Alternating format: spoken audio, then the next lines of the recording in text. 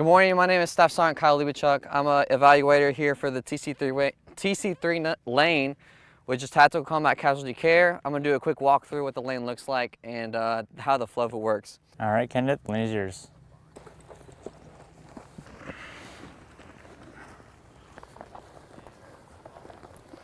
So here's the very beginning of the lane. This is where you'll walk up and you'll first give your acronyms. So any acronyms you wish to choose for the lane, you will state to your evaluator, which gives you opportunity to save a little time so you don't have to walk through and explain everything you're doing, like DCAP BLS, which is deformities, contusions, abrasions, punctures, penetrating wounds, burns, lacerations, or swelling.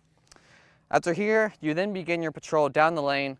So you'll go ahead and take your weapon and you'll be patrolling down the lane where you'll eventually receive contact.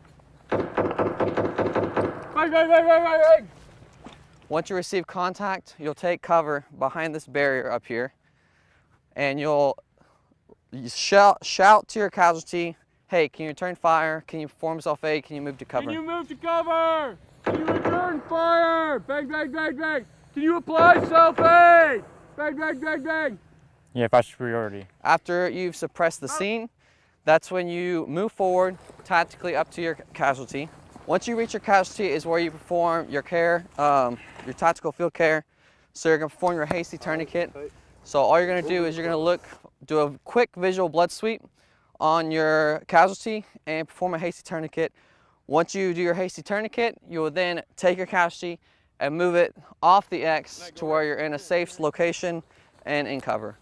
Once you drag your casualty about 20 meters, 25 meters, you're gonna drag it here under this camel net where you're gonna have your other two casualties. So now you have 3 casualties, which will be considered a mass cal. So you're gonna move into your massive hemorrhage portion of the TC3 lane. So once you drag them here, you're gonna perform your blood sweep and your AVPU of your casualties. You're gonna have your first casualty here, you do your blood sweep. If you find any wounds, you need to treat it right there to stop any massive hemorrhage. So that's anything on the extremities or junctional wounds. So you find something in your axillary, go ahead and pack it and secure that intervention to ensure that it is holding before you move on to your other casualties. So for all 3 casualties, you have to perform MARCH, which is massive hemorrhage, airway, respiration, circulation, and hypothermia. You have to do step by step. So you would do massive hemorrhage for A, massive hemorrhage for B, and massive hemorrhage for C. Once you secure their massive hemorrhage and you're through that step with all casualties, you'll move into your airway. Then you move into airway for A, B, and C. While you're in the airway task, you'll encounter an NPA, an iGel, and a crike. With air. You'll assess their nasal passages and see if they're obstructed or unobstructed. Nasal passages are obstructed. When you realize which one they are, that prompts you to either do a non-invasive or an invasive intervention. Your non-invasive would be your NPA, your nasopharyngeal airway, and your invasive would be your iGel and your crike.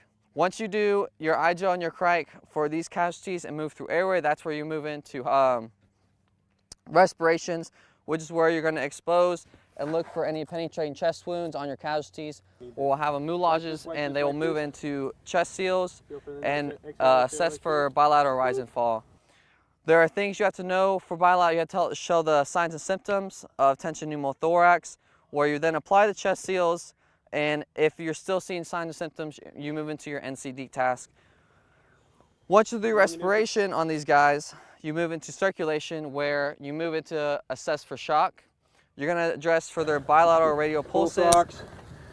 Checking for bilateral radial pulses. And you're going to check for their color, condition, temperature. Then you move into your IV access, where you can perform your IV task. Of an inch. Once you perform your IV task, you have to know what type of drugs you would perform or administer, the gram, the dosage, and the route and the time. So for example, antibiotics, 1 gram ertapenem once daily, IV drip. Once you do that, you would move into your hypothermia task, where you have 3 litters. On the injured side of the patient. And your HPMK blankets, where you would then put your HPMKs on the litters and stage them so you can log your casualties and protect them from hypothermia risks. Through that, you get all the way through your MARCH, massive hemorrhage, airway, respiration, circulation, hypothermia. You move into your detailed physical assessment. In your detailed physical assessment, you're going to go through every body part and assess for DCAP, BLS, palpating for tick, ensuring there's no other further injuries through these casualties. You'll most likely encounter injuries such as an eye injury, a fracture, or an evisceration.